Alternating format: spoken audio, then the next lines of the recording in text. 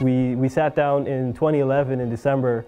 It was me and him, and he just kind of pitched me the idea of something he wants to do with basketball. He had just come back from UNB a couple of years, or a year or two prior to that, and was studying or doing something. He just bounced around a lot of different basketball programs. He's always doing a lot of things, right? So last year I finished my master's, and prior to that, the operation was still sustainable. It was more so a summer operation, and I needed to help out once in a while here and there. Then Adil was supposed to go to Teachers College. He had two coaches that were going to coach the prep team this year. The first one had other commitments, so he couldn't. The second one ended up quitting or had other commitments, and Adil was left with a tough decision. We didn't want to create an environment of instability, especially because it's a new program, especially because we're trying to forge new relationships. So immediately, I put my life on hold. I dropped Teachers College and I said, I'm going to take the lead and I'll be the head coach at John Polani at BTB Prep. Props to John Polani, the principal, the staff, and the administration, and everybody, all the students who are volunteers and involved with making this happen. That's how this is coming to be. All the benefits and positive impact is happening on the community and the players and everybody around us. It's happening because it's a community effort, right? It's not just something, even Adil, he's not doing it all. He can't do it all. There's so many people that's part of it. Jovan, Michelle, everybody that's involved with making this happen, there's a lot that goes into it. Now the past year, a lot has happened with us. We can't even count the number of players who have come and gone, the players who have gone on to bigger things, played at the next level. Coach Adil called me and we were talking about the team and how I would fit in and how this is a good team. We like to push the ball. Some of our teammates, like Ahmed Ali, right now he's making history. So yeah, this team's a really good team. What's different about this experience is, this is like, we're really close to each other. Like you could say we're all brothers. We have each other's back, when we're down, when we're up. Like we don't take nothing for granted. Like we're here to do something. We're here to make this program better. We're here to win games. We're here to, make a name for ourselves. When the prep came, that's when the whole atmosphere changed. It was like, I was chilling with not bad boys, but like guys who weren't motivated in life in general. Now it's a complete different story. I'm chilling with guys who are like on par, like Cordell, DeKel, Levi, John, Liban, Tim, Mike. I can name all these guys. That's when I found out life is actually bigger than basketball, because we actually had a fun time. Not because we were winning, but like we're just having a good time in general. BTB Prep, starting off at John Polani, a lot of challenges behind getting that going, because starting a program like that, it's a very big undertaking, and it takes a lot of vision to put it forward. In terms of challenges for the organization, I would say, well, just an example, for instance, is when we travel, there's a lot of coordination that has to be done. I'm more on the coaching side, so I can't say I do too much of that, but I know like Adil takes care of that behind the scenes, and Jovan too, and these guys even take the kids with their own cars.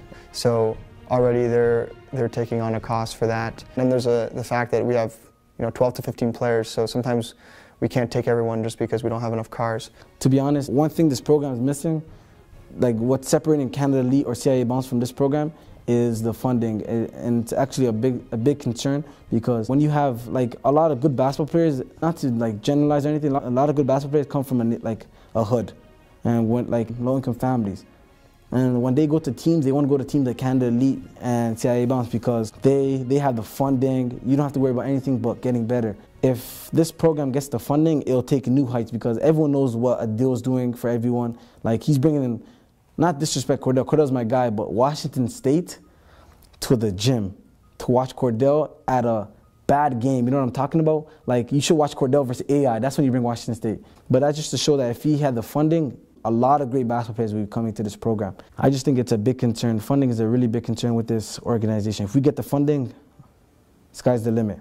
It's not like there's a big government body that can fund us, or although we're working with the school, whatever support we get, we just work with that. It's nothing concrete, nothing solid. We're making something out of nothing.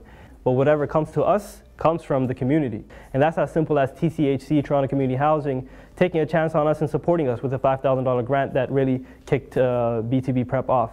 And even the crowdfunding efforts of raising $1,500 last year to really catapult us to use that as a testimonial from the community appreciating a little bit of what we do. So at the end of last year, there was a lot of players who were getting recruited and getting scouted. You know, we had a lot of success last year. A lot of our guys ended up playing basketball, continuing their basketball career at the post-secondary level, so it was pretty good.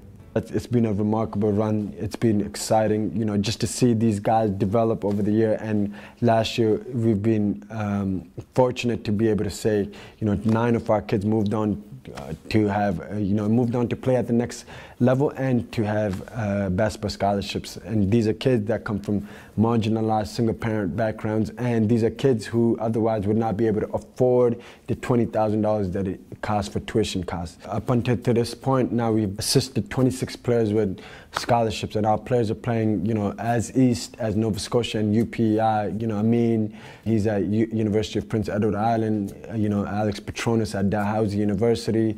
You have Hussein Igal at University of New Brunswick. On the other western frontier, you have Hassan Fils, who's, you know, living it up at Capilano University. Down south, you have Paul Watson at University of Virgin Islands. So, you know, our athletes are scattered throughout North America, and that highlights the growing strength of our network and our, you know, ability to forge new relationships and connections.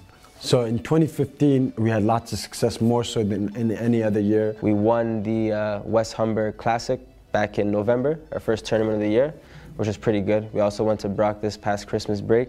We followed that up by going to at least 6 AAU tournaments. We went to Indiana, we won the Indiana Circuit City Shootout. Then we went to Pittsburgh, Chicago, and then there was the CNIT in Burlington, and then we capped it off by going back to Fort Wayne in Indiana. So it was pretty eventful AAU season for us, for sure. We've been gracious hosts to multiple NCAA programs. You know, we have from Colgate University to Grand Canyon Universities to the Washington States coming to watch us play. You know, everybody's hearing about the buzz. Who are these guys? I want to find out who the next gem is. You know, they want to offer scholarships. You know, on our team, I think with all the schools that have come through, I would say probably over 20 schools have come to watch, over 30, 40 schools have come to watch us play this year, and that's pretty remarkable. Some of our players are getting recruited by multiple schools, and that highlights the strength of the program and the diversity of our skill set. We started this when we were 23, 24 years old, and it's been only a couple years, but we don't know where this is going to go. This is a lifetime endeavor for us. It may not be DeenUP Athletics or BTV, whatever it is, but we're in the community and want to support it because that's exactly where we're coming from. You know, we finished our prep season by, you know, going to a FIBA tournament, under 23, Tournoi des Mondiales in Tourcoing, France. So, you know, just being able to say we're playing an international tournament, we have an internationally and nationally recognized schedule. And, you know, it leaves me to think that 2016 is just the beginning of bigger things to follow.